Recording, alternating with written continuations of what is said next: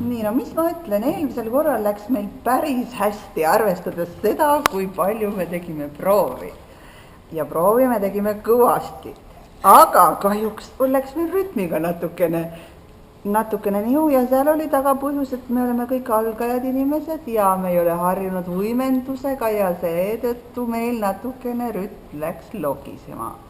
Aga põhimõtteliselt me tegime ära ja ma võiks öelda, we survived.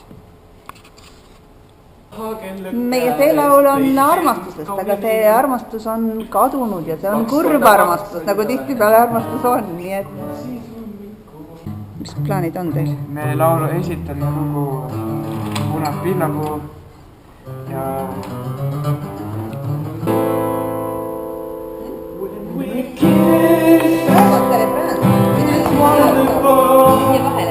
but I can't forget it to tell you about my oral herpes. Oops. Sitten on nagu ikkagi